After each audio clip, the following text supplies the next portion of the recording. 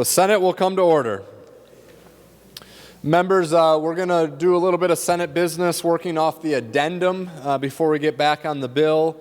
We're going to, remaining under motions and resolutions, we'll revert to the third order of business, messages from the House. The Secretary will read the message. Mr. President, I have the honor to announce the passage by the House of the following Senate files herewith returned. Senate File 2898, a bill for an act relating to state government. Senate File number 3800, a bill for an act relating to commerce.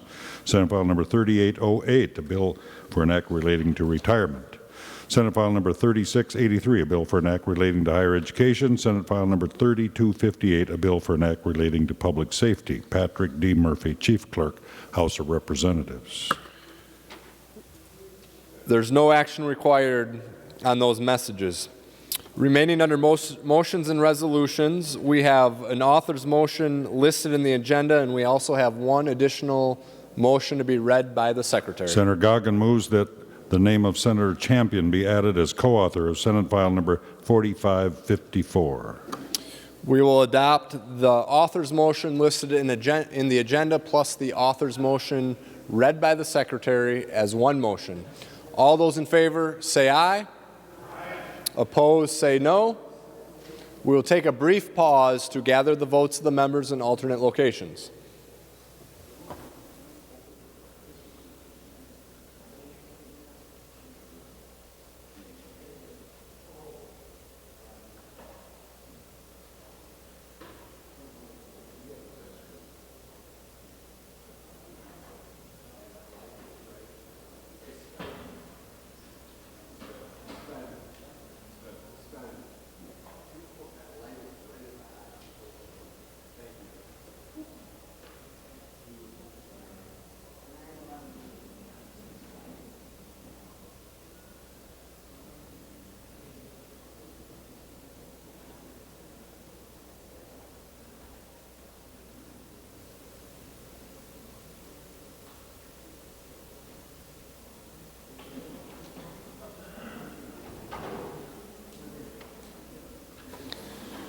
Receiving a sufficient number of aye votes, the motion prevails.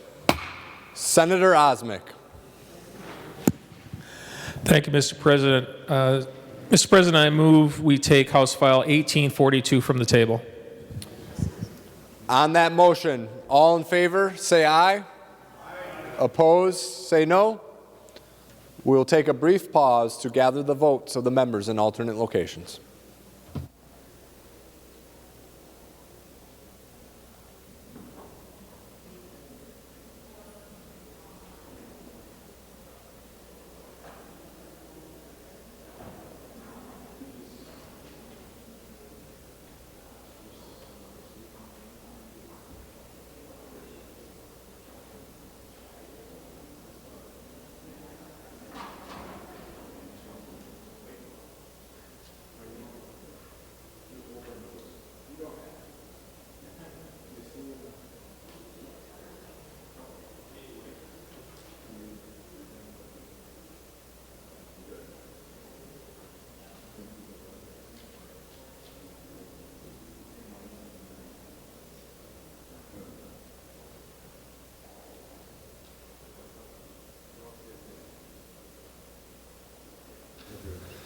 Receiving a sufficient number of aye votes, the motion prevails. All right, members, so now we have House File 1842 in front of us, and the A3 Lang amendment is the motion in front of us at this point in time. A roll call vote has been requested, a roll call vote granted. Is there any further discussion on the A3 amendment? Senator Lang. Thank you, Mr. President and members. And I want to, first of all, thank all of you for the emails and the text messages over the last 45 minutes. I appreciate the effort that you've all put forward. I know this is a bigger bill. This is a bigger idea than just what I'm talking about today. I do support Senator Osmek's bill as a whole, and I will tell you that I do not want it to die because of something I did on the floor.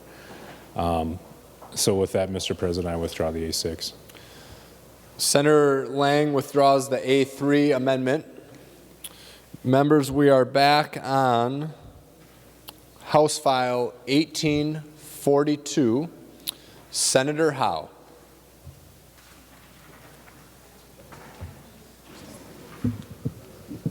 Thank you, Mr. President. And I'm disappointed that Senator Lang withdrew his amendment, because that was a big impact on my district also. I had constituents that had a lot of money tied into that power plant. And with that, folks, I think that I've got an amendment here that will help prevent something like this happening in the future. So, Mr. President, I'd like to offer the A1. Senator Howe offers the A1 amendment. The Secretary will report the amendment. Senator Howe moves to amend House File Number 1842 as amended pursuant to Rule 45 adopted by the Senate May 16th, 2020 as follows. Page 7 after line 3 insert. This is the A1 amendment. To the amendment, Senator Howe. And thank you, Mr. President. And members, this amendment does three things. One, it leaves the appropriations in the bill as they are. It does not touch the current appropriations. What it does do is it refunds the unspent dollars that are currently in the RDA, that will be left in the RDA after those appropriations, and it'll refund them back to the customers after June 30th or on June 30th. And then what it also does to prevent this from happening in the future, it will continue at the end of every biennium on June 30th to refund the unspent funds that are left over after each biennium. There's $58 million, members, $58 million that's going to be left in the RDA fund. We should have spent that down, and with all of our businesses and the people and the the ratepayers out there, the consumers that are struggling right now because of this pandemic and because of the shortfall that we've had, the shutdown, that money that sits in the RDA fund would be much better spent and much better used in the hands of our constituents than sitting here in a government fund. And that's why I think, if we had this in place, that it would prevent us from letting that money sit in the government fund, and we'd find good projects to spend this money on like it was intended to do. Members, there will be $58 million June 30th sitting in there. The next year there will be $33 million more, and after that another $33 million. There will be $124 million sitting in that fund unless we spend it. Members, that's why Senator Lang's bill should have been passed. That $40 million should have been spent, and that's why I offer the A1 amendment. Thank you, Mr. President. Discussion on the A1 amendment. Senator Osmek. Thank you, Mr. President. Senator Howe, as much as I think this is a really good idea, I will have to oppose the amendment. Members, in the last 3 weeks, I've been working with Xcel Energy on the possibility of a rebate program.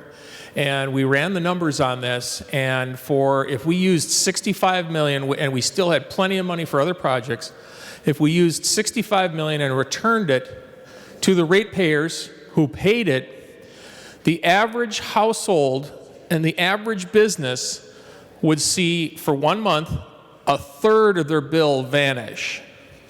And in these times, members, helping out the folks at home, and granted, if you have a $100 a month Xcel bill, you'd only see $30, but our business community, who has been impacted so dramatically by the shutdown and by the executive orders that have hit them right between the eyes, this would help them in the thousands of dollars in some cases. So it was a great idea. We didn't get a lot of legs and traction for it. I'd like to pursue it if possible. This is sort of a modification of this. I'd like to consider this, in the future, but Senator Howe will have to oppose the amendment. Further discussion on the A1 amendment. Senator Howe. Well, thank you, Mr. President. And Senator Osmic. I'm disappointed in that. With unemployment rates around 16% in Minnesota, with small businesses having utility bills somewhere, their utilities are somewhere between $3,000 and $15,000 depending upon their business. We could help these folks out a lot with this, but I really don't want to take down your bill. I understand that. I'm disappointed that you won't accept it. I look forward to working with it next year, and hopefully we can get this thing done. Thank you, Mr. President. With that, I withdraw the amendment. Senator Howell withdraws the A1 amendment. Members, Senator Westrom.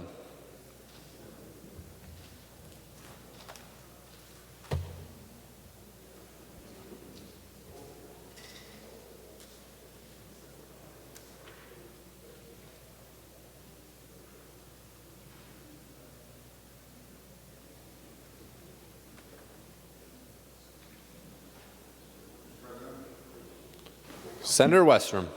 Mr. President, I'd offer the A4 amendment. Senator Westrom offers the A4 amendment. The Secretary will report the amendment. Senator Westrom moves to amend House File Number 1842 as amended pursuant to Rule 45 adopted by the Senate May 16, 2020 as follows. Page 7 after line 2 insert. This is the A4 amendment. To the amendment, Senator Westrom. Mr. President, members, this amendment might look familiar from yesterday. Senator Tomassoni may want to speak to this as well. But, Mr. President, this is a very ripe fit for this bill. It would allocate $5.2 million towards the anhydrous ammonia pilot project out in Morris, Minnesota at the Research and Outreach Center on the University of Minnesota campus, as well as $3.8 million to the expansion of the solar panel plant up in Senator Tomassoni's area up on the Iron Range, a plant that has been growing, the only solar panel plant in Minnesota that manufactures these plants. Mr. President, Senator Osmic, we know jobs are very, very important, and those jobs that we can bring back to the state quickly is very important, and projects that would leverage, like we have in Morris, $10 to $15 million of Department of Energy pilot project grant dollars to have that pilot project right here in Minnesota to work on renewable energy and storing energy in things such as a battery. But this is like the concept of a battery, but it's chemical storage of the power that batteries store. And so think of it that way, Senator Osmic. I know we've talked about this before. I would urge you to reconsider. And Senator Osmic, if it's not this bill, I'd like to find another bill. Senator Tomassoni has been working hard on this as well. And I think it's a good amendment, a good partnership, and it fits squarely in the place of a rural development account. The purpose of that is to advance the development, research, and the production of renewable energy in our state that's competitive in the market. Members, we aren't going to get to the competitive rates in some cases until we can store electricity. Big battery storage is the concept here. But if we can do it through anhydrous ammonia, it's much more efficient and a more affordable way. And these are the types of breakthroughs we need to keep that cost of electricity down, and there's no better place to do it than on the University of Minnesota, the revered campus we have in our state, and right on their research site that's in Morris, Minnesota. Mr. President, I'd yield to Senator Tomassoni if he wants to add to it or suggest maybe you want to call on him. But before I do that, I'd ask for a roll call vote, Mr. President.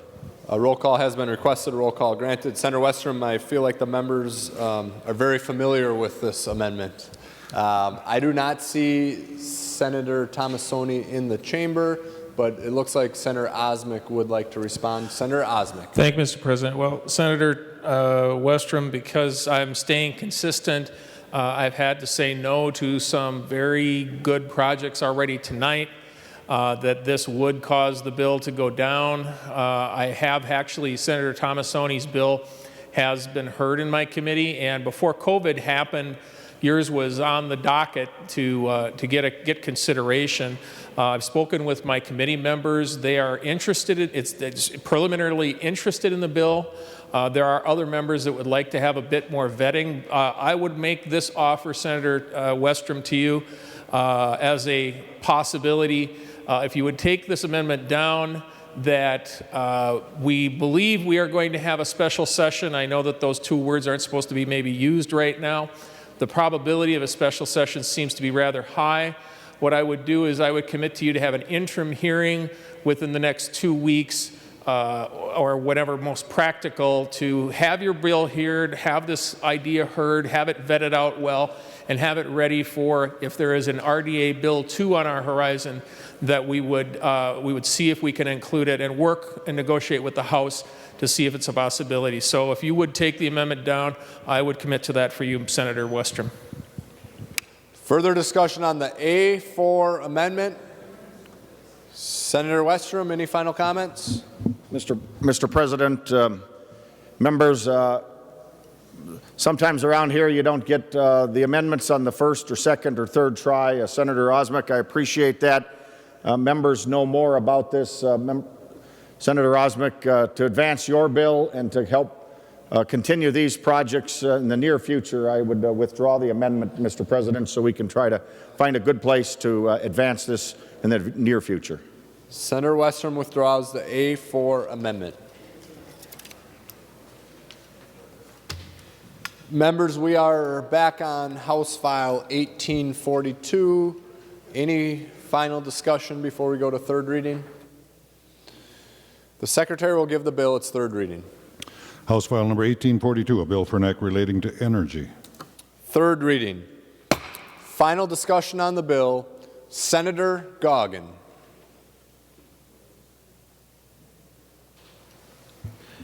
Well, thank you, Mr. President, and thank you, Senator Osmek and the members of the Energy Committee. We've been working on the Prairie Island Net Zero project for, what, Senator Simonson, 3 years or better? And it checks off all the boxes. When you look at what the RDA funds are supposed to be used for, we're supposed to be using these funds for renewable development, alternative energy sources that are carbon-free and less impact on the environment. And, you know, when you look at the Prairie Island Indian community, they're always good stewards of the air, land, and water. And this just enhances that even more and helps them meet their culture, meet their tradition of being good stewards of the air, land, and water, and having as little impact on those as possible. And by having this net zero, this is going to help the community have less of a footprint on the environment. And that's their goals, and that's their mission. And with this project, we're going to learn a lot from it. It's going to be a great project to build lessons learned so that we can try these projects and the technologies in the future. And myself, I'm all for anything we can do to be carbon free. We need to have as little impact as we possibly can. And I want to just let members know too that $46.2 million is a lot of money. But with that, we're going to get progress reports on how they're doing with developing the project, the engineering of the project, the design of the project, what their costs are. And they're going to come back and give us those progress reports, but they're also going to come back and say, you know, as we're going through this progression of building the project and putting it together, we've got our costs identified for the materials and the labor and the panels for solar and LED lights, whatever it's going to be. And if they can identify savings, they're going to return that money back to the RDA account.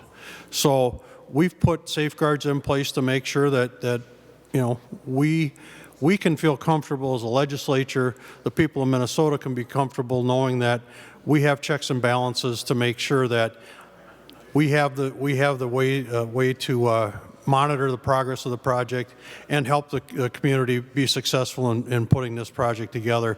So with that, folks, I want to say thank you again to everybody. Thank you to the Prairie Island Indian community for all they do to make it a better planet to live on.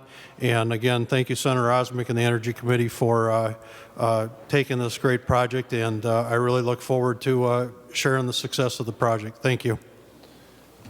Next on the list, I have Senator Frentz, followed by Senator Simonson. Senator Frentz. Thank you, Mr. President. And thank you, members, for the discussion about projects that are in the bill and projects that we want to do. I want to thank all the members of the Minority Caucus and urge them to vote yes on this bill. This is exactly what we should be doing with this money. For Senator Lang and for the other members who had projects, count on us to engage fully as soon as possible to try to talk about what other projects in the renewable development account might be done. Meanwhile, I would say thank you to the author of the bill, Senator Osmick. We are going to have this bill passed, we are going to have success, and we're going to have clean energy for Minnesota in exactly the way this fund was intended. Thank you, Mr. President.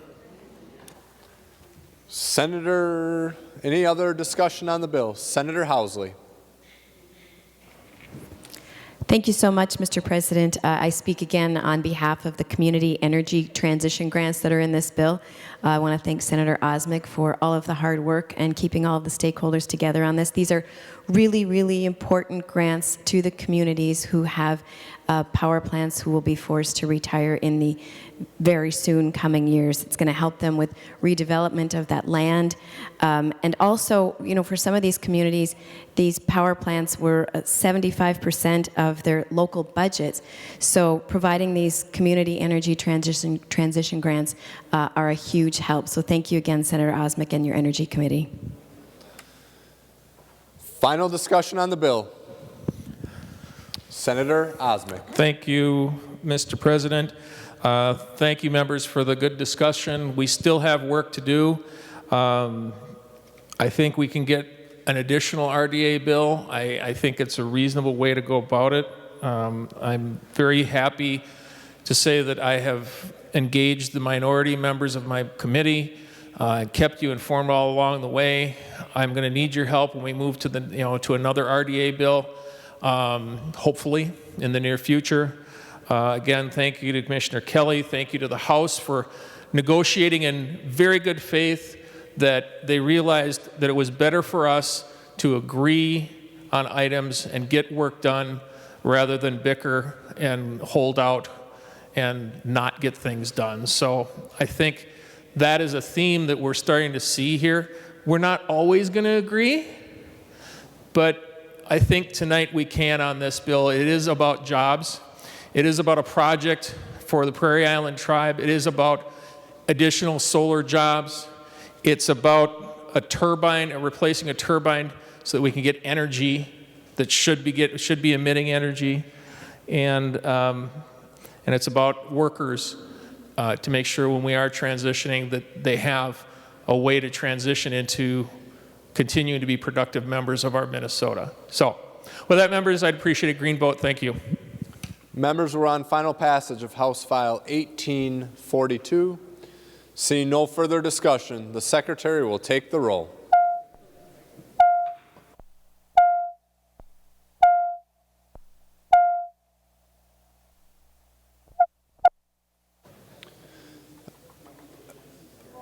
Members, after you vote at your own desk, please exit the chamber through the front door.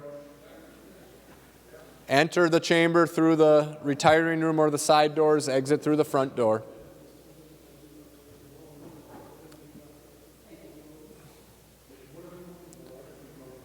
Please remember to keep your distance.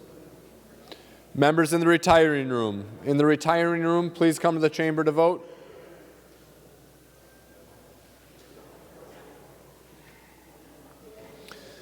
Members in room 303, please come to the chamber to vote. And members in the President's office, please come to the chamber to vote.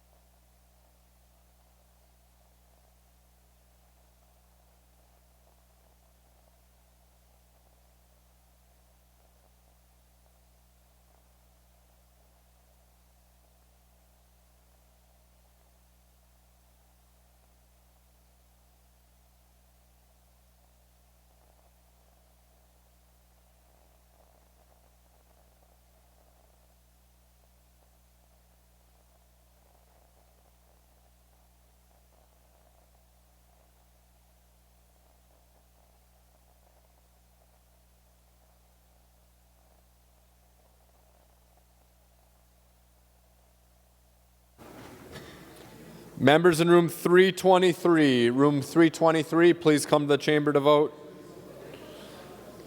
Members in room 237, please come to the chamber to vote.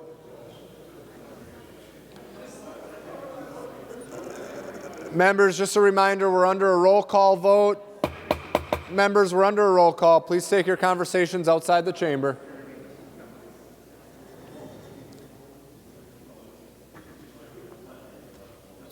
And members in room 206, please come to the chamber to vote.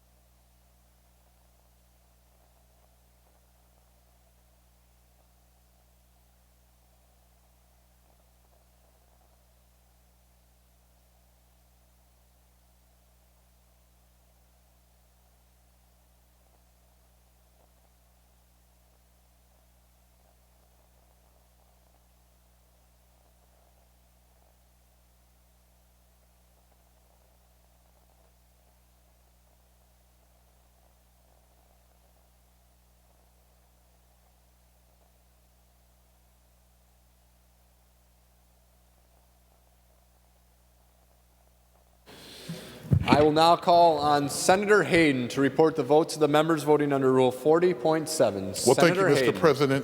Senator Carlson votes aye. Senator Carlson votes aye. Senator Hayden. Senator Clausen votes aye. Senator Clausen votes aye. Senator Hayden. Senator Eaton votes aye. Senator Eaton votes aye. Senator Hayden. Senator Franzen votes aye. Senator Franzen votes aye. Senator Hayden. Senator Klein votes aye. Senator Klein votes aye. Senator Hayden. Senator Lane votes aye. Senator Lane votes aye. Senator Hayden. Senator Latz votes aye. Senator Latz votes aye. Senator Hayden. Senator Little votes aye. Senator Little votes aye. Senator Hayden. Senator Newton votes aye. Senator Newton votes aye. Senator Hayden. Senator Rest votes aye. Senator Rest votes aye. Senator Hayden. Senator Sparks votes aye. Senator Sparks votes aye. Senator Hayden. Senator Torres Ray votes aye. Senator Torres Ray votes aye. Senator Hayden. And finally, Mr. Chair, Senator Wicklund votes aye. Senator Wicklund votes aye. I will now call on Senator Rosen to report the votes of the members voting under Rule 40.7. Senator Rosen. Thank you, Mr. President. Senator Anderson B. votes yes. Senator Anderson B. votes aye. Senator Benson, or Senator Rosen, I'm You're sorry. close. It's just a routine for me, Senator Rosen, I'm sorry. Senator Rosen. Dames votes yes. Senator Dames votes aye. Senator Rosen. Senator Hall votes yes. Senator Hall votes yes. Senator Rosen. Senator Senjum votes no. Senator Senjum votes no.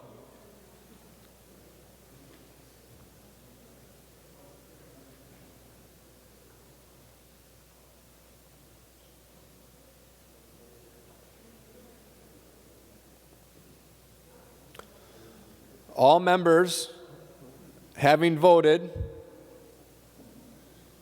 who have the desire to vote, the Secretary will close the roll. There being 59 ayes and 8 nays, the bill is passed and it's titled agreed to. Members, the next bill up for consideration is House File 4602, Senator Simonson. Thank you, Mr. President and members.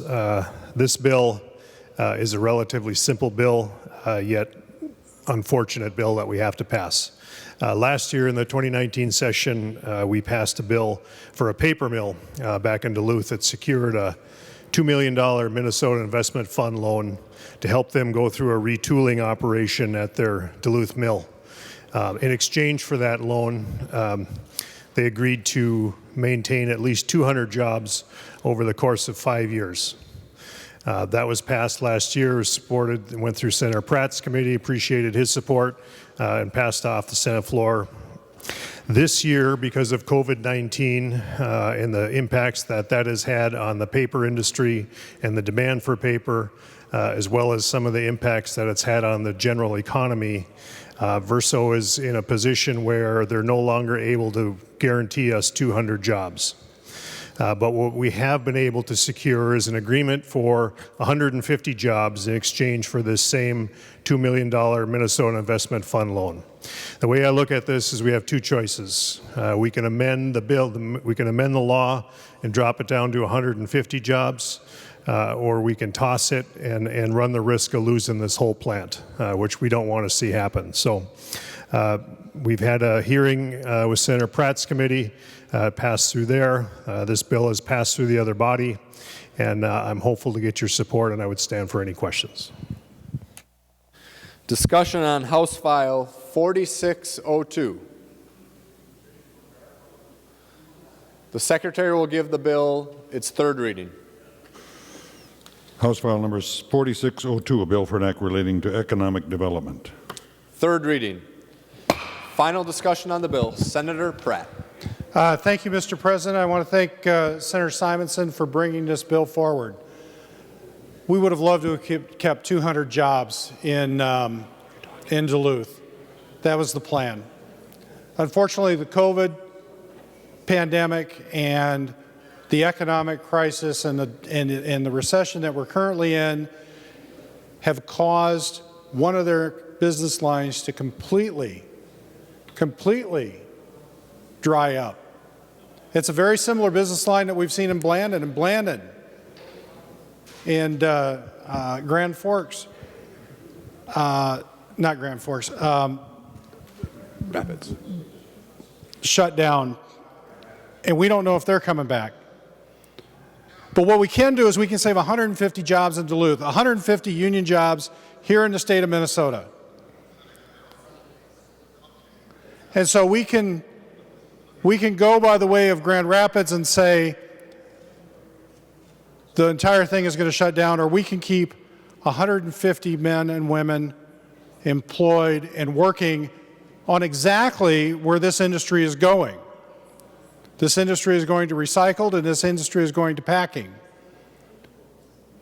This is a COVID recession reaction. And I think, members, I encourage a yes vote on this, and let's help keep Minnesota's economy roaring. Final discussion on the bill. Senator Simonson. Thank you, Mr. President. I just want to again thank Senator Pratt and Senator Gazelka as well for helping get this through and over the finish line. We'll appreciate it, Verso will appreciate it, and most importantly, the men and women that are working there will appreciate it. So encourage a green vote. Members, we're on final passage of House File 4602. Seeing no further discussion, the Secretary will take the roll.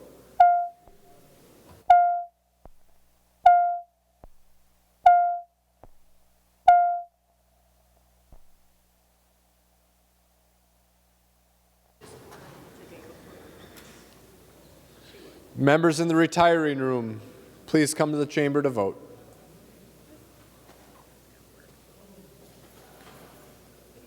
Members in room 303. Room 303, please come to the chamber to vote. And members in the President's office, please come to the chamber to vote.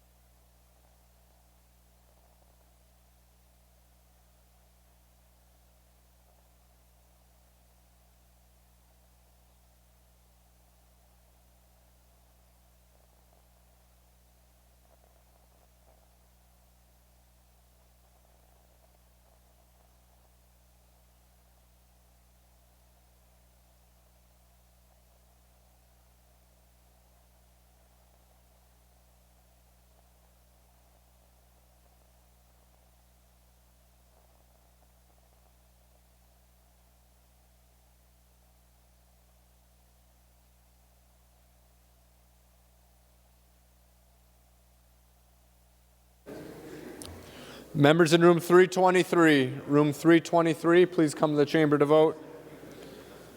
Members in room 237, please come to the chamber to vote. And members in room 206, please come to the chamber to vote.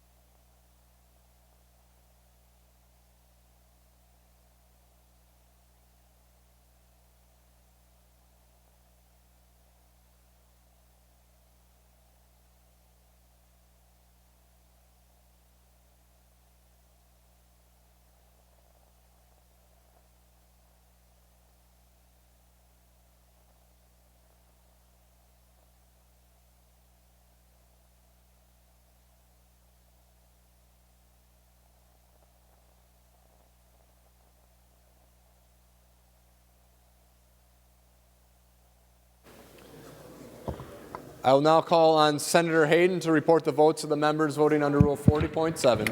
Senator Hayden. Well, thank you, Mr. President. I report that Senator Carlson votes aye. Senator Carlson votes aye. Senator Hayden. Senator Clausen votes aye. Senator Clausen votes aye. Senator Hayden. Senator Eaton votes aye. Senator Eaton votes aye. Senator Hayden. Senator Franzen votes aye. Senator Franzen votes aye. Senator Hayden. Senator Klein votes aye. Senator Klein votes aye. Senator Hayden. Senator Lane votes aye. Senator Lane votes aye. Senator Hayden. Senator Latz votes aye. Senator Latz votes aye. Senator Hayden. Senator Little votes aye. Senator Little votes aye. Senator Hayden. Senator Newton votes aye. Senator Newton votes aye. Senator Hayden. Senator Rest votes aye. Senator Rest votes aye. Senator Hayden. Senator Sparks votes aye. Senator Sparks votes aye. Senator Hayden. Senator Torres Ray votes aye. Senator Torres Ray votes aye. Senator Hayden. And finally, Mr. President, Senator Wicklund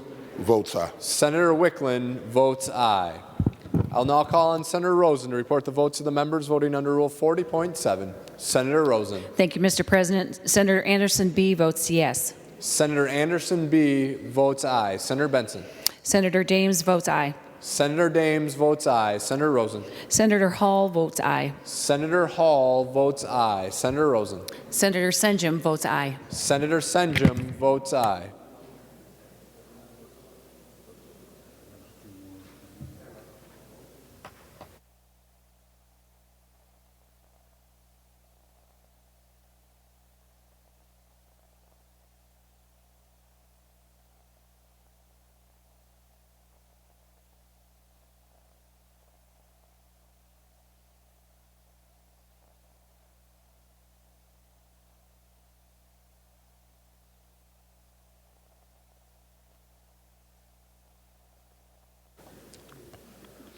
All members having voted who have the desire to vote, the Secretary will close the roll. There being 67 ayes and 0 nays, the bill is passed and its title agreed to. Remaining under motions and resolutions, Senator Rosen. Thank you, Mr. President. Pursuant to Rule 26, I designate the following bill be made special orders for immediate consideration. House File Number 2542. The next bill up for consideration is House File 2542, Senator Weber. Thank you, Mr. President.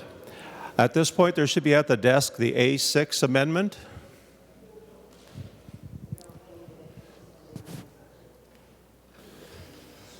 Senator Weber, my understanding is the amendment is not ready yet. Why don't you go ahead and discuss the bill and the amendment, and we will wait to adopt the amendment till it comes, and we'll make sure that all members have an opportunity to review the amendment before we adopt it.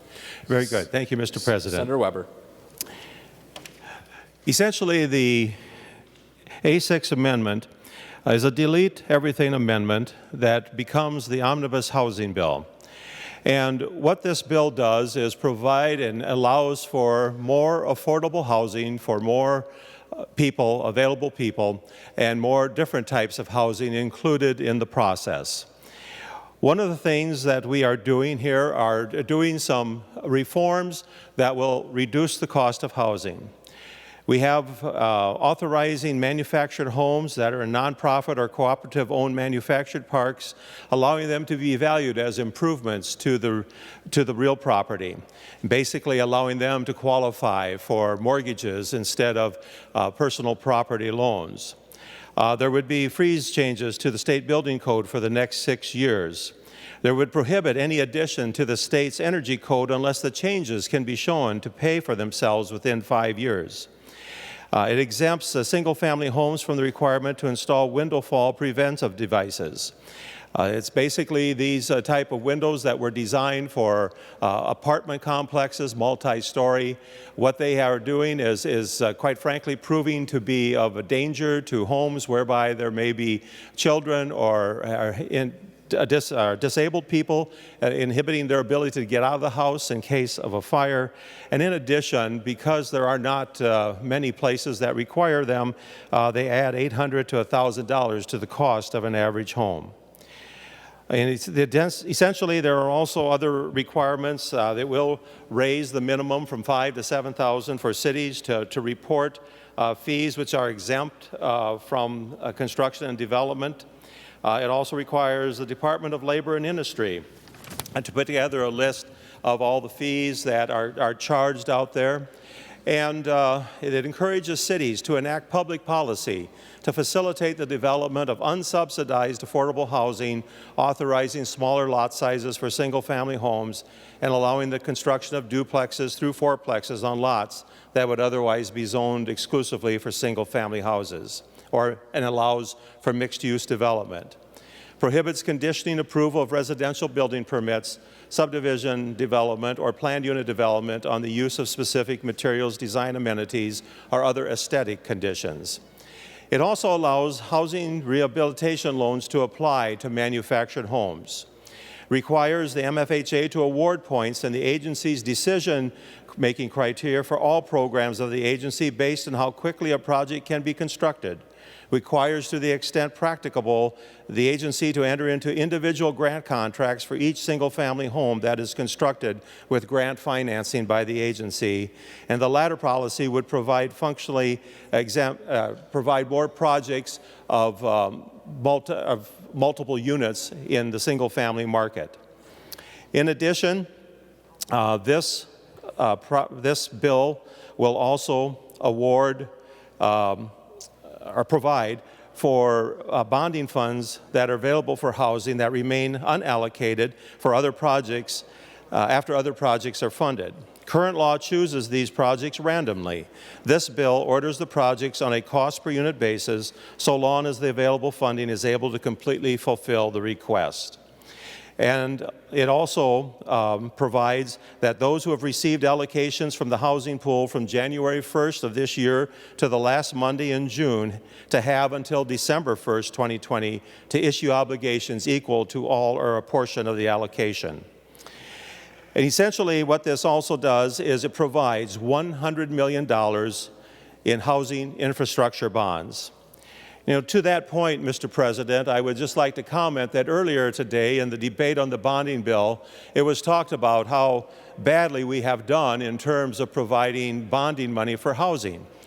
And yet, if we go through the list, in 2014, there was $80 million provided. In 2015, there was $10 million provided.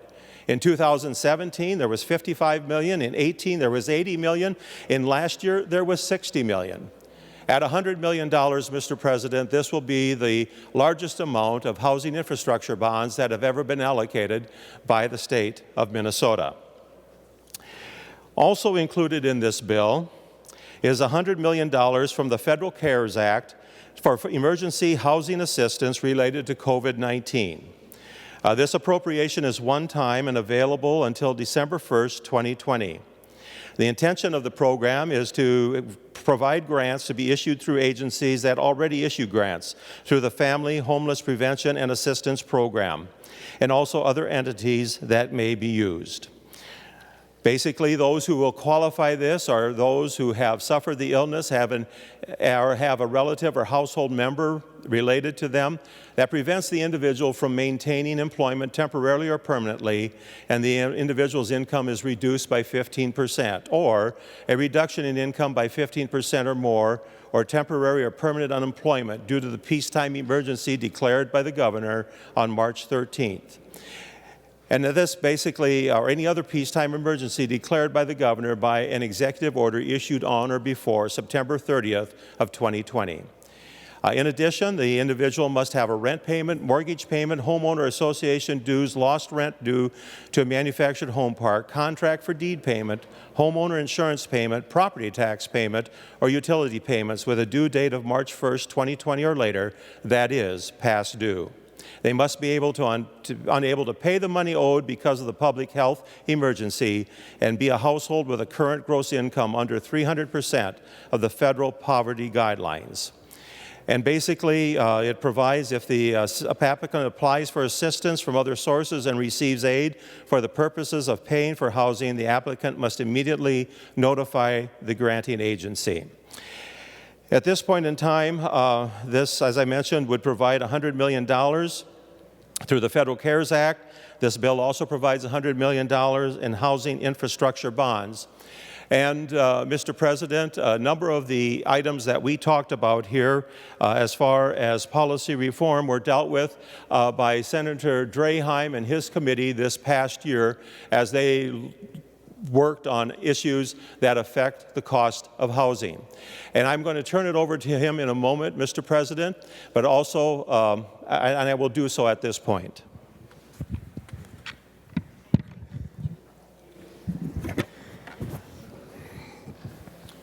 Senator Weber, we do have the amendment at this point in time. Would your preference be to take up the amendment now that we have the copy?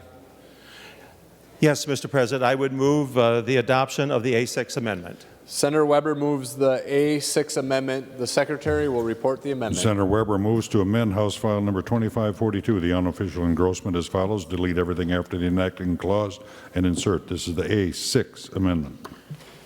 Senator Draheim, are you going to talk further on the amendment? It's up to you. Okay.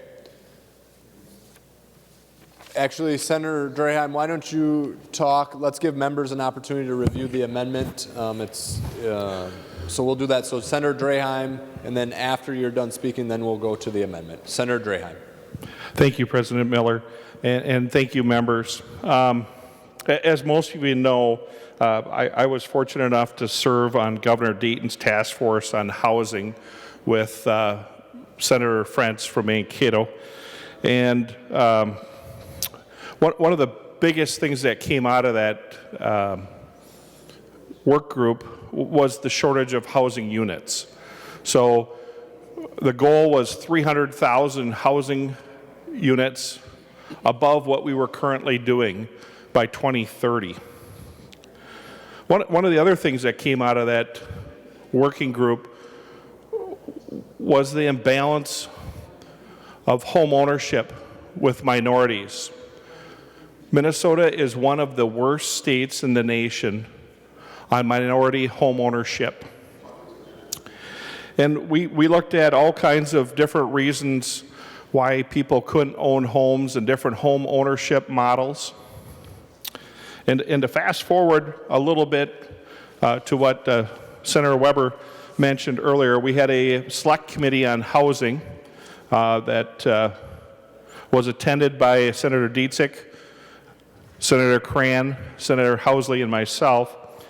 And we went out and toured a lot of nonprofits and for-profit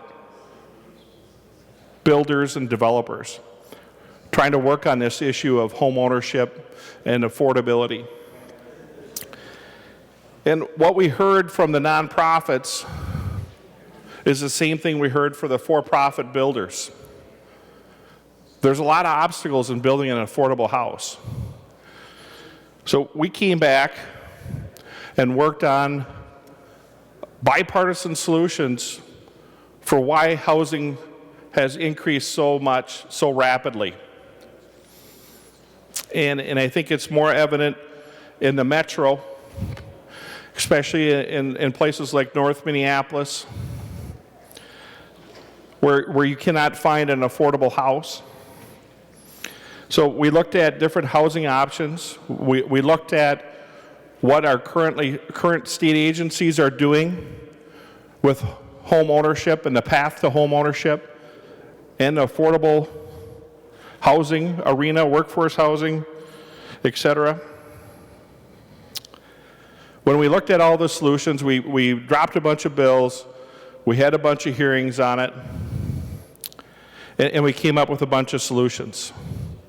And some of them brought up some tough realities of what was going on in the housing arena. Today, in Senator Weber's bill, we have 10 different bills, including in this section.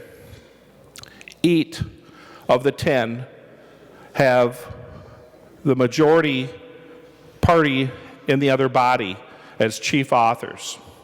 So 8 out of 10 bills have majority members in the other body as chief authors. The other 2 bills we pared down after taking input from stakeholders. And there was, members, a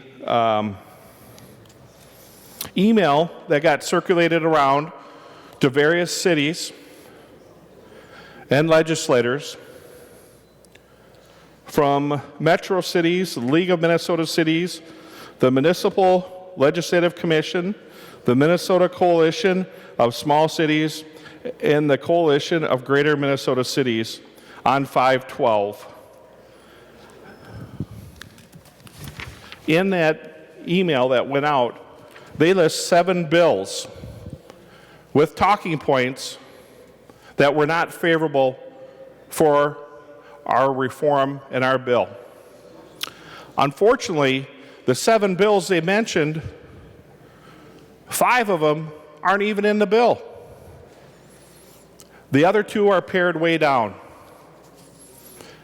And I know I got some emails from cities that were concerned with our bill. Based off of this email, they received from the League of Cities.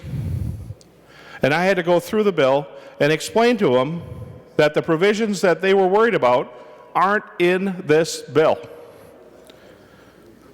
So with that, members, I think we've worked on a very bipartisan bill that is well balanced between rural Minnesota, metro Minnesota, between the nonprofit industry and the for-profit industry in housing.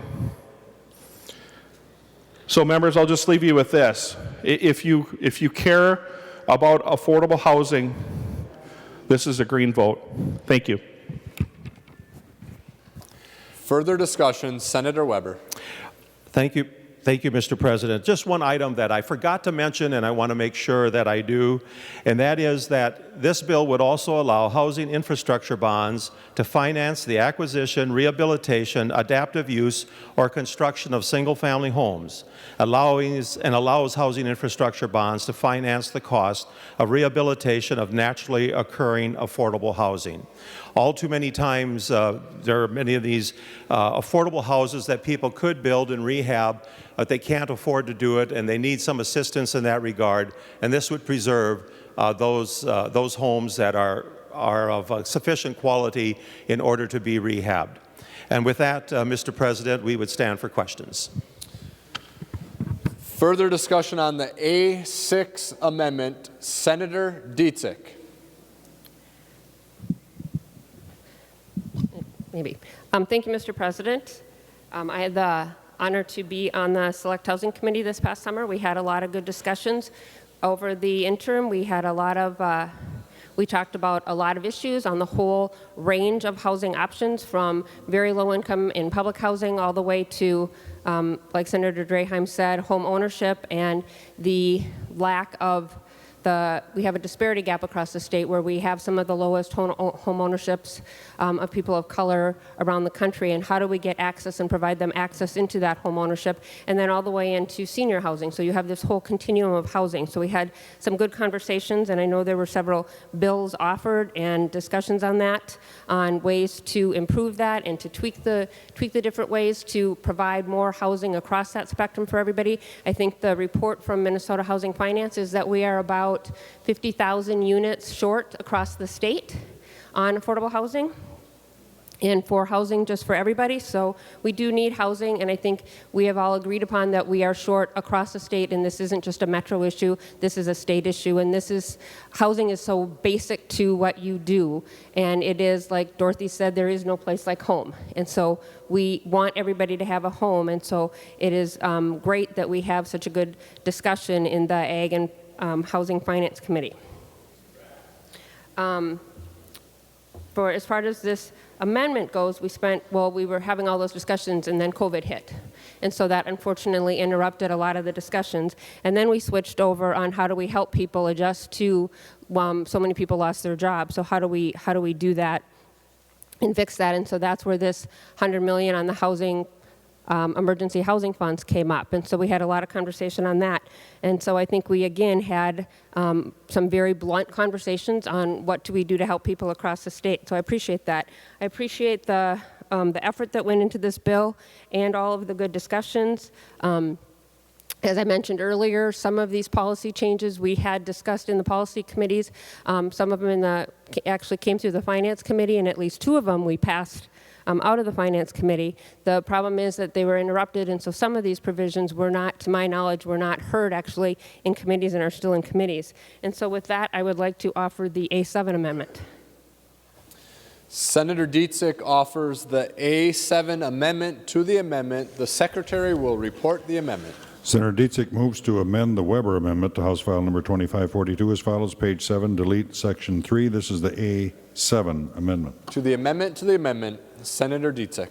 Thank you, Mr. President. So I literally just got the amendment, and so I can tell you, as opposed to what the amendment looks like, I'll just tell you what it does. So as I mentioned, that we had a lot of good conversations, but not everything in this bill is agreed upon. There are still some things that we have concerns about and we want to learn more about, and I think we can get there, but we do have some questions, and so we kind of want to learn more about them, and we think we have time. But we would like to, in the spirit of moving something along, we have this amendment. And so what the amendment does is it leaves in this bill the $100 million in emergency rental assistance, the $100 million for the HIB bonds, housing infrastructure bonds, and then we also heard provisions and passed them. So mortgage financing for manufactured homes was a Senator Johnson bill that we passed earlier, so that is still in there. And then I believe this was a Senator Weber piece, that's the housing bond issue extension, and so that is tweaking something that we passed last year where they had to have certain review done by a certain date, but because of COVID, we needed to extend that date. So those 2 provisions are in the bill. The financing is in the bill, and then we removed all the other sections because we would, again, feel that some of them need to finish in going through the process, and others, we just want to continue the conversation. So with that, I ask for a roll call vote, and I'll stand for questions. Roll call has been requested. Roll call granted. Discussion on the amendment to the amendment. Senator Weber. Thank you, Mr. President. Thank you, Senator Dietzick. We visited with Senator Dietzick earlier today, and certainly I appreciate the input that she had, and she caught a couple things as relates to dates to make sure that the COVID-related monies, the CARES Act monies, would be dealt with in enough time that if we didn't have to use them all, that they could go back and be assigned to other areas that were needed, and we appreciate that very much. I, however, cannot accept the amendment to this bill. I think that the important item of this bill is, one of the important elements of this bill is to have these reform areas and actually be able to expand the role of the housing infrastructure bonds in order to provide more affordable housing housing for more people. If we don't do that at this point, Mr. Chairman, basically the $100 million will just be spent the way it always has, and quite frankly, it has not necessarily done an efficient job of meeting the needs of affordable housing. In fact, in many areas of rural Minnesota, the housing infrastructure bonds really don't wind up being able to be used at all. And so with that, in that respect, Mr. President, I must urge everyone to vote against this amendment. Further discussion on the amendment, Senator Draheim. Thank you, President Miller. I guess I'd like to echo what Senator Weber said. I think it kind of defeats the purpose of the bill. If we want to get at affordable housing, especially with the gap that we're facing, we can't continue doing the same things over and over and over again and expect a different result. So I think this is too important. It's too important for the whole state, and I encourage a red vote on this. Further discussion on the amendment, Senator Hayden. Well, thank you, Mr. President. I rise to support the work that Senator Dziedzic has done in these times of crisis. One of the things that we know is that the $100 million in rental assistance is going to be needed. It's going to be many Minnesotans from around the state, no matter if they're in the metro, no matter if they're in the urban, and no matter if they're in the rural, people are going to need help. People have lost their jobs, or people are losing their jobs, or people have been stricken by this virus and they need it. There may be some debate on the $100 million in housing infrastructure bonds, on what they do and what they do around the state, and if somehow building a single-family house is the best way in which to use that versus a multi-family house. I think that robust debate can continue to have, but what I would hope is that we would continue the discussion going, and that we're not marrying a policy that hasn't been agreed upon with the needs and the desperate needs that Minnesotans are going to need, that have now, are going to need in the future. So, Mr. President, I would hope that we could support Senator Dziedzic's amendment in the wee hours of this session and start to help Minnesotans. Mr. President, could we have a roll call, please? Roll call has already been requested and granted. Senator Draheim. Thank you, President Miller. To Senator Dziedzic's comment about bills not being heard, all the subject matter was heard. I think there's one bill that wasn't heard in either my committee or Jobs or one of the housing committees. So I believe all the bills were vetted, either in the Select Committee, on a tour with the Select Committee, or in one of our hearings in either the Jobs or Housing committees. So I encourage, once again, a green vote on this. Thank you.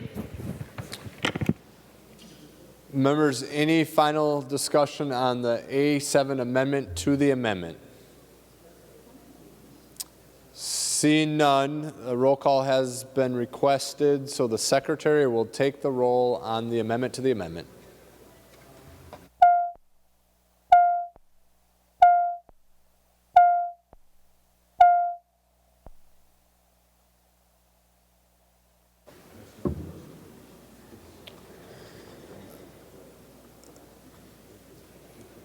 Members in the retiring room, please come to the chamber to vote. Members in room 303, please come to the chamber to vote. And while they're on their way down, members in the President's office, please come to the chamber to vote.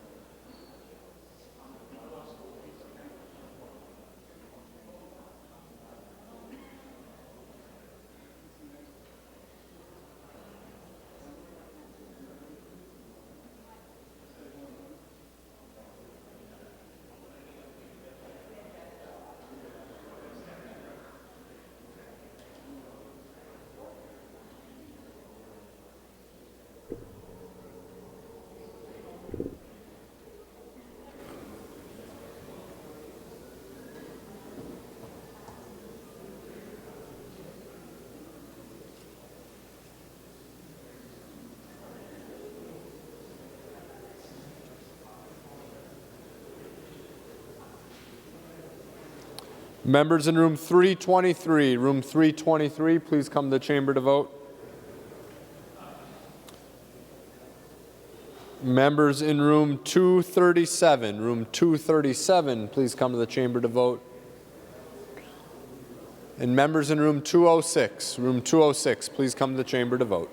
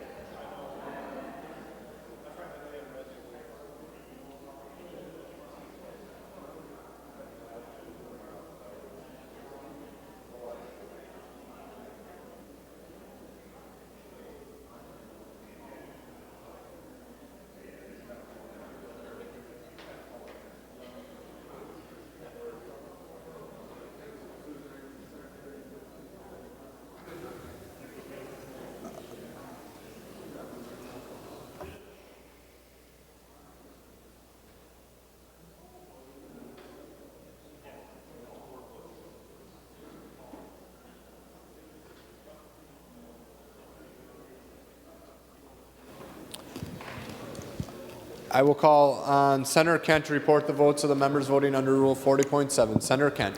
Thank you, Mr. President. I report aye for Senator Carlson. Senator Carlson votes aye. Senator Kent. I report aye for Senator Clausen. Senator Clausen votes aye. Senator Kent. I report aye for Senator Eaton. Senator Eaton votes aye. Senator Kent. I report aye for Senator Franzen. Senator Franzen votes aye. Senator Kent. I report aye for Senator Klein. Senator Klein votes aye. Senator Kent. I report aye for Senator Lane. Senator Lane votes aye. Senator Kent. I report aye for Senator Latz. Senator Latz votes aye. Senator Kent. I report aye for Senator Little. Senator Little votes aye. Senator Kent. I report aye for Senator Newton. Senator Newton votes aye. Senator Kent. I report aye for Senator Rest. Senator Rest votes aye. Senator Kent. I report aye for Senator Sparks. Senator Sparks votes aye. Senator Kent. I report aye for Senator Torres Ray. Senator Torres Ray votes aye. Senator Kent. I report aye for Senator Wickland. Senator Wickland votes aye. I will now call on Senator Rosen to report the votes of the members voting under Rule 40.7. Senator Rosen. Mr. President, Senator Anderson B. votes no. Senator Anderson B. votes no. Senator Rosen. Senator Dames votes no. Senator Dames votes no. Senator Rosen. Senator Hall votes no. Senator Hall votes no. Senator Rosen. Senator Senjum votes no. Senator Senjum votes no. Senator Rosen. That completes your votes.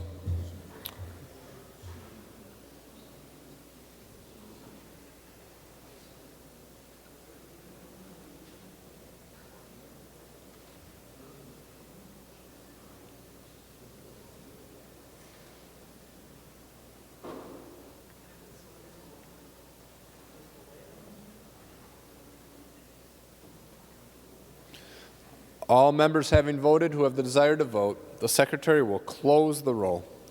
There being 32 ayes and 35 nays, the motion does not prevail. The amendment to the amendment is not adopted. Members, we are back on the A6 amendment. Senator Simonson. Thank you, Mr. President. Will Senator Weber yield to a question? Senator Weber will yield. Senator Simonson. Thank you, Mr. President. And Senator Weber, I'm just looking at the A6 amendment of yours, and I'm looking specifically on lines 13.13 through 13.16.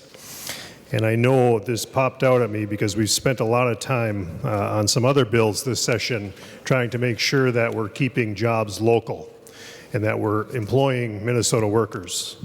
And this jumps out at me because it's just a little bit concerning, but I wonder if you could just explain to me these four lines and how it's going to potentially impact Minnesota employers as well as Minnesota workers.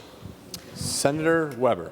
Thank you, Mr. President. And Senator Isaacson, essentially what this means is that for the first two lines, it deals that the agency shall award points and the agency's decision-making criteria for all programs based on how quickly a project can be constructed. In other words, what is the timeline in which those projects can be constructed? That should not have a negative impact on local workers.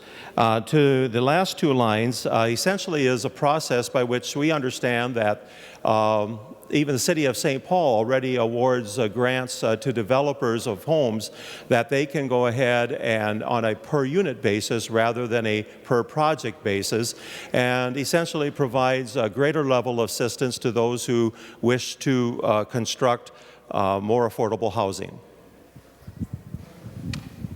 Senator Simonson. Thank you, Mr. President. Will Senator Weber yield one more time? Senator Weber will continue to yield. Senator Simonson. Thank you, Mr. President. And Senator Weber, I read this a little bit differently.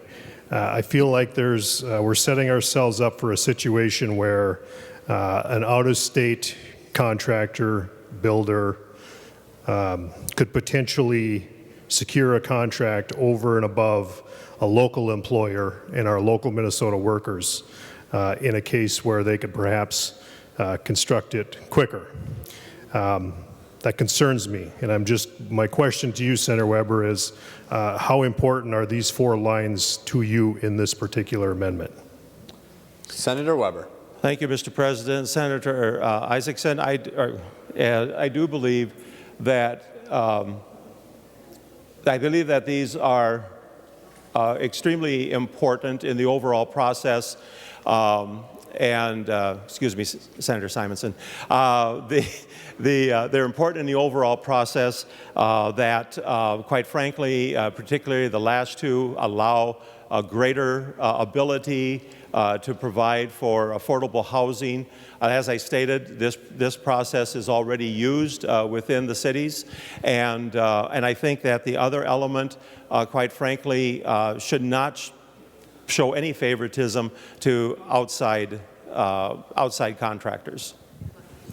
Senator Simonson. Thank you, Mr. President. Thank you, Senator Weber. And I won't belabor the point. I know we've got a lot to do in a short period of time. I think that this particular language is problematic, and I think I would just encourage members to vote no on the bill. Thank you. Senator Draheim. Thank you, President Miller. To the question about lines 13.13, that is just part of a multi-point system. So it isn't a deciding factor. It will still be up to the agency to decide what projects move forward. We are just encouraging them because the whole goal is more housing units. So the quicker we can build, the quicker we're going to move on to build some more. So we need to get more units built fast. So we are trying to encourage our state to make the right decision and pick projects that are ready to go and not delay for years. For instance, the Fort Snelling project that we funded here in this body, and I think our original funding was for $600,000 per unit. And now we're being told that it might reach up to $1 million per unit for an apartment. So, folks, we need to change what we're doing, and that's what this bill does. Thank you. Members, we're on the A6 amendment. Seeing no further discussion, all those in favor say aye. Opposed, say no. We will take a brief pause to gather the votes of the members in alternate locations.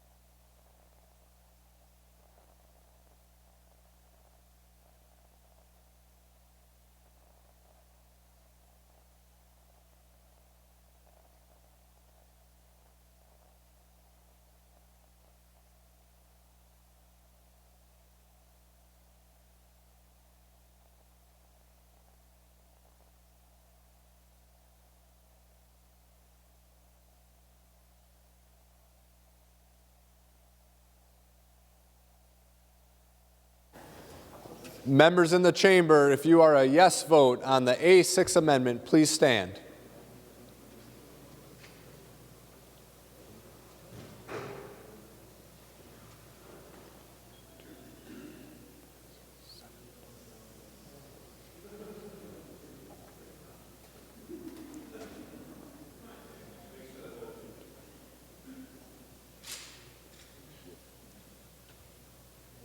Okay, you may be seated. Members in the chamber, if you're a no vote on the amendment, please stand.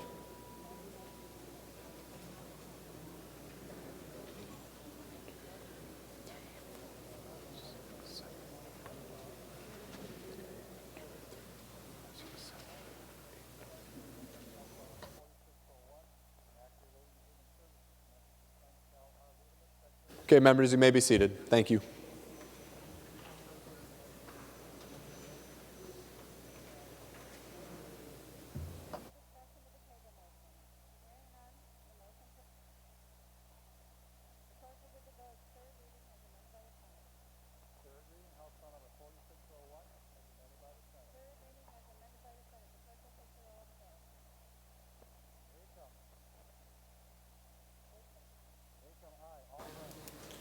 On a vote of 32 to 17, the motion prevails and the amendment is adopted. Members were on House File 2542 as amended. Any further discussion? Senator Westrom. Mr. President, members, briefly, I urge a green vote in support of this bill as amended. Members, affordable housing and getting assistance out to those homeowners and tenants that have been affected by COVID-19 through job loss or through illness is very important. This is a very practical, very good. It is financially, it has financial resources to help in the immediate, but members, it also has the reform to take this enormous investment in HIBs, couple it with efficiencies, and not continue on this trajectory of spending more money for less affordable housing. You've heard this discussed by Senator Weber, Senator Draheim, that have helped put this good language together. Negotiated with the House in many aspects. This is a bill that will do more for those needing housing, whether it's home ownership for the first time for individuals in Minnesota, more properties or places to rent. But members, what we do need to do is change the trajectory and not keep using the same amount or more money to get less affordable housing. Because right now, the path we are on in Minnesota, every year, every decade, we spend more to get less affordable housing. We want to change that for people that live in the urban cities, the suburbs, and in rural Minnesota. Having your own house should be an American dream everybody can attain. But as we keep raising the cost of housing through regulations, through requirements that have been piled on over the years, we have to back off. We have to say, let's get on the right path to get more housing and efficiency out of the dollars we spend. Let's stop spending more to get less when it comes to housing. This bill will get us in that direction, so I urge your green vote. Members, any final discussion before we go to third reading?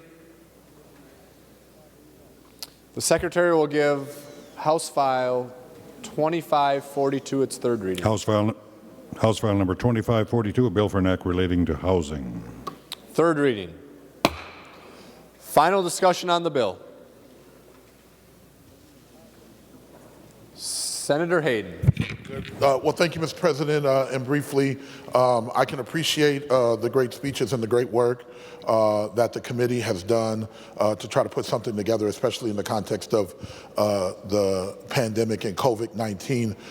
What I can appreciate about the bill is that often around here they said, let's do the things that we agree upon. And I think we all agree that $100 million in housing infrastructure bonds is at least a start. And I think we can all agree that $100 million in rental assistance for those that might need it is something that we agree upon. But there are a ton of things that we don't agree upon. There's a ton of things that my colleagues have said that they don't. There's a ton of things that the House and that the administration said that they don't agree upon. And so I will say that it is, when we're in a crisis, we should stay focused on the crisis. Now is not the time to kind of push out your issues, especially in a process in which we didn't have the committee time that we needed to have. We met remotely. There was language, if it was heard, per Senator Draheim.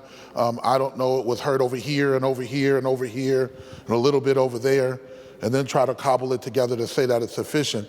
We should be focused, as we have been in this body, in this session, on things that deal, especially if we're going to grab the money from the COVID fund.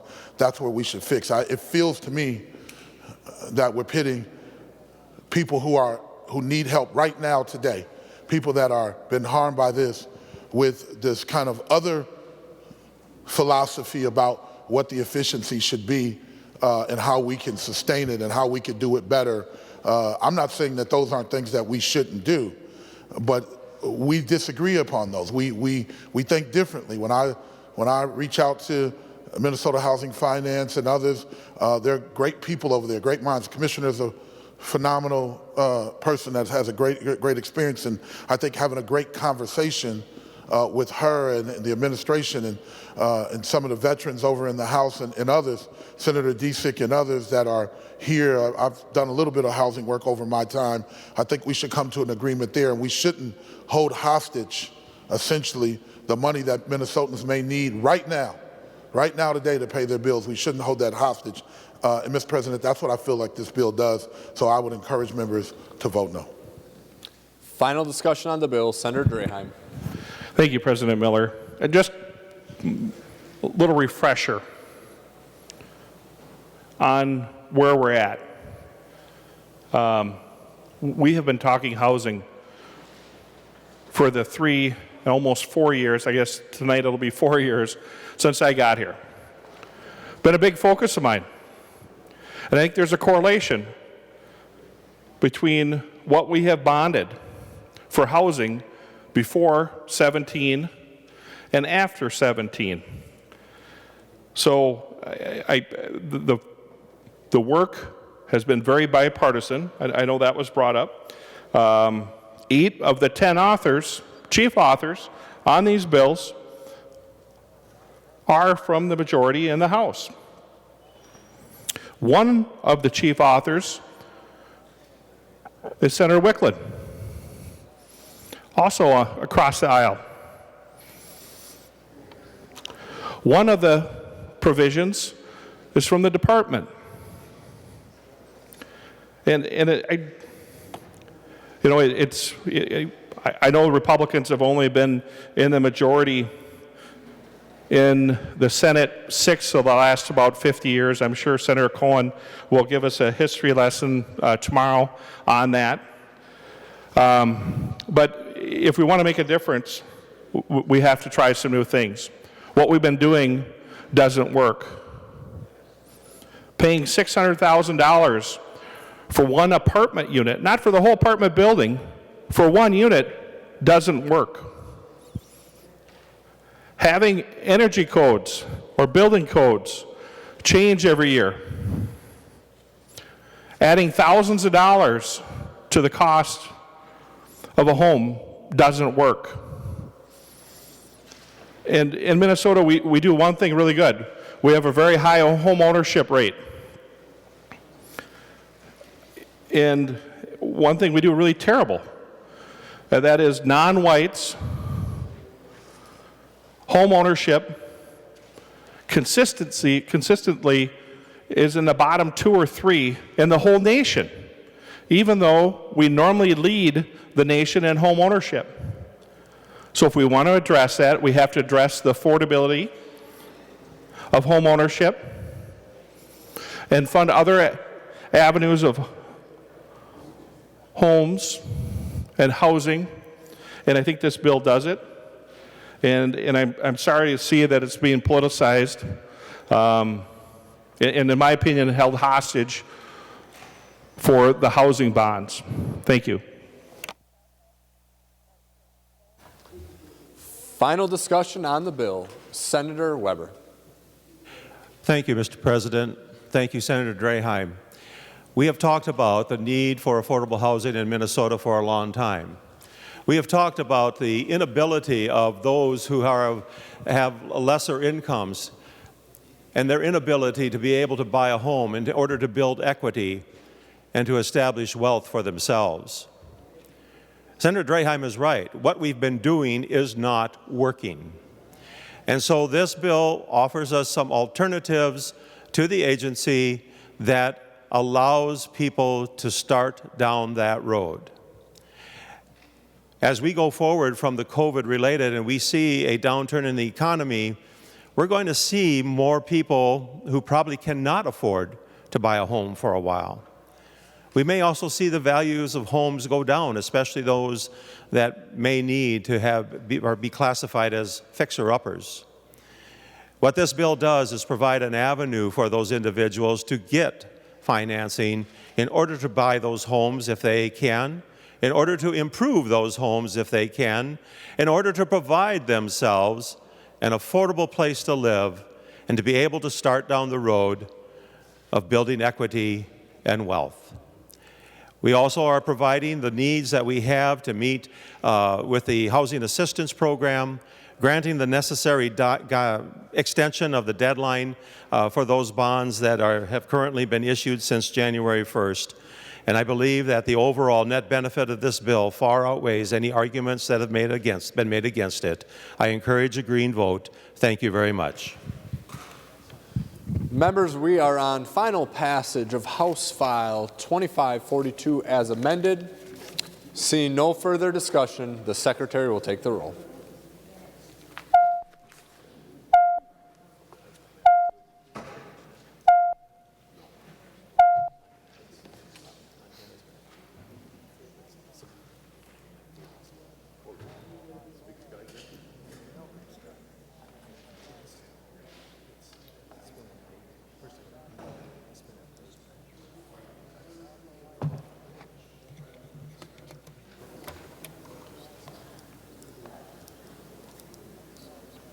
Members in the retiring room, please come to the chamber to vote.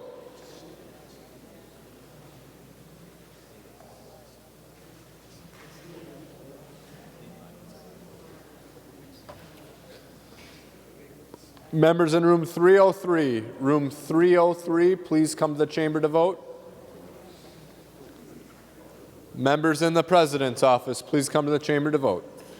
Again, members, remember to come in through the retiring room or the side doors and exit through the front door.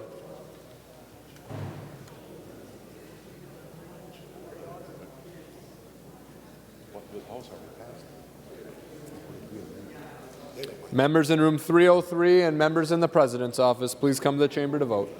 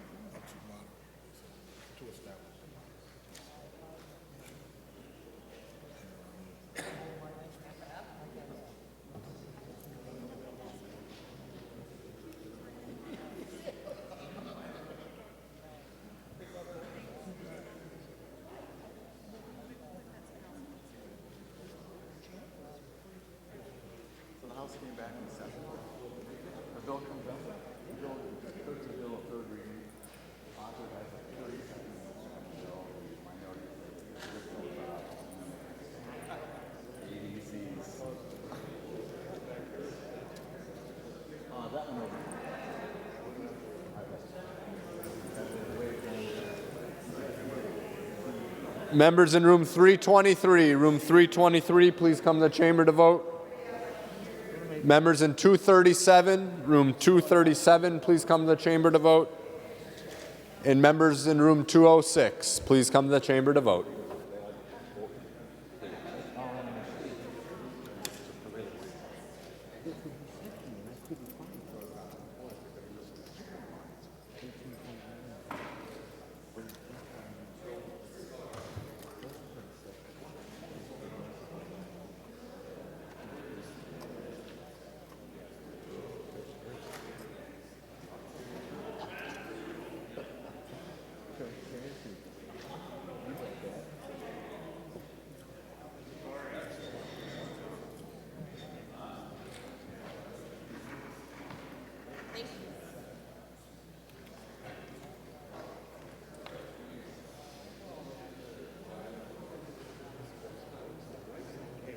Oh, is she?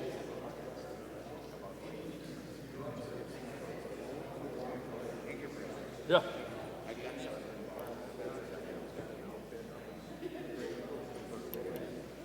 That the way? That the right way?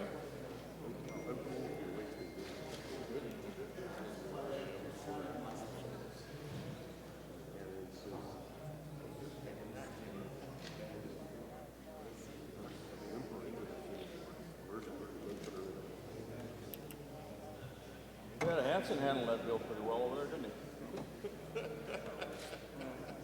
Jesus Christ, what a second.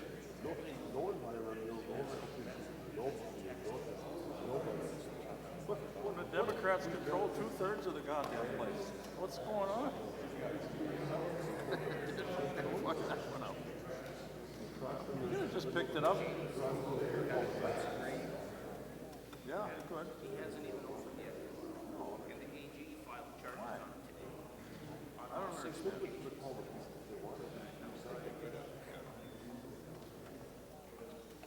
I think they did it on purpose. Because they would have had to take it. Right?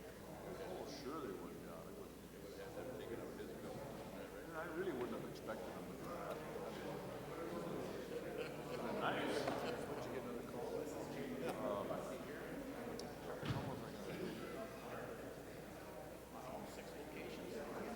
Oh, I was going to show you. I showed you.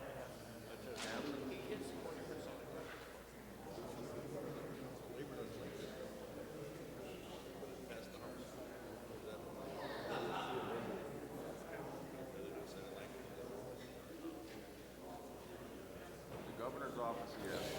The governor's office call. I said, no. He goes, dag nabbit. Dag nabbit.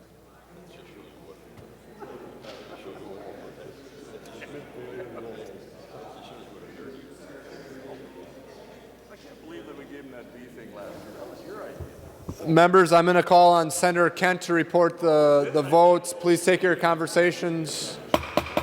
Members, please take your conversations outside the chamber so I can hear Senator Kent. Senator Kent, please report your votes for those members voting under Rule 40.7. Senator Kent.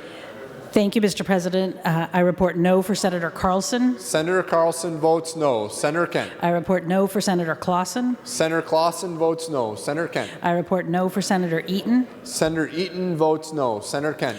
I report no for Senator Franzen. Senator Franzen votes no. Senator Kent. I report no for Senator Klein. Senator Klein votes no. Senator Kent. I report no for Senator Lane. Senator Lane votes no. Senator Kent. I report no for Senator Latz. Senator Latz votes no. Senator Kent. I report yes for Senator Little. Senator Little votes yes. Senator Kent. I report no for Senator Newton. Senator Newton votes no. Senator Kent. I report no for Senator Rest. Senator Rest votes no. Senator Kent. I report no for Senator Sparks. Senator Sparks votes no. Senator Kent, can you please repeat Senator Rest's vote so we have that correct? I report no for Senator Rest. Senator Rest votes no. Please repeat Senator Sparks' vote. I report no for Senator Sparks. Senator Sparks votes no. Senator Kent. I report no for Senator Torres Ray. Senator Torres Ray votes no. Senator Kent. I report no for Senator Wickland. Senator Wickland votes no.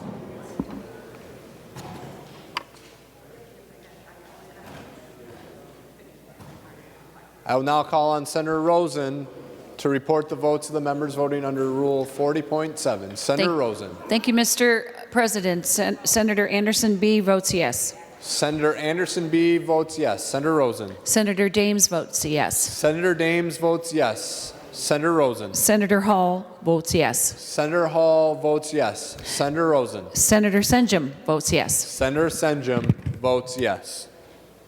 All members having voted who have the desire to vote, the Secretary will close the roll.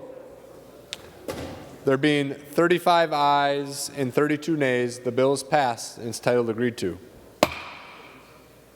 Remaining under motions and resolutions, we have two authors' motions to be read by the Secretary. Senator Anderson P. moves that his name be stricken as co-author to Senate File Number 13.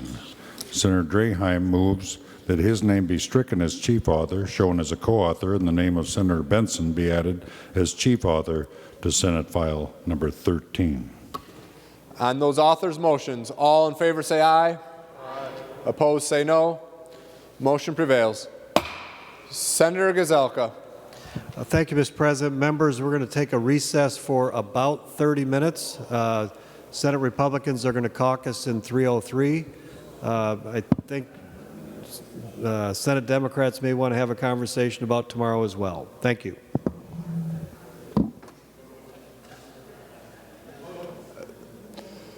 Senator Kent.